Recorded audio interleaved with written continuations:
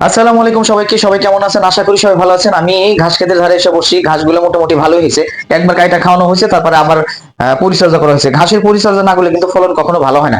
যদিও এইবার ছিল বেশি, আপনার হচ্ছে শীত ছিল বেশি, শীতের কারণে কিন্তু ঘাস কখনো বাড়ে না। তো সবসময় চিন্তা ভাবনা রাখতে হবে যে ঘাসকে ফলন বাড়াইতে হলে পরিচর্যা সবসময় করতে হবে।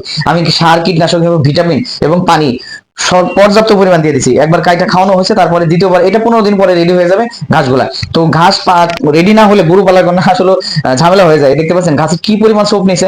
একটা সোপ কাটলে 2 বোঝা ঘাস হয়ে যাবে যদি বড় হয়ে যায়। 15 দিন পরে দেখতে পাবেন যে আমি ফিডব্যাকটা আপনাদের জানাবো।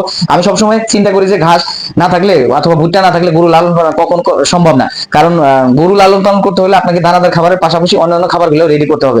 শুধু ঘাস দিয়ে অথবা শুধু দানাদার খাবার দিয়ে কখনোই গরু পালন করা সম্ভব না। এই যে ভুট্টাগুলো রেডি হয়ে গেছে, আমি সাইলেন্স বানাবো এবং ঘাসও রেডি হয়ে গেছে আলহামদুলিল্লাহ। গরুর খাবারে কোনো চিন্তা ভাবনা থাকবে না, আমি এগুলো দিয়ে সব রেডি করে ফেলবো। আপনারা যারা খাবার করবেন তারা সবসময় চিন্তা করবেন যে গরুর খাবার আগে রেডি এবং তারপরে খাবার। খাবার ছাড়া কখনোই খাবার রেডি করা সম্ভব না। সবাই ভালো থাকবেন, সুস্থ থাকবেন। আসসালামু আলাইকুম।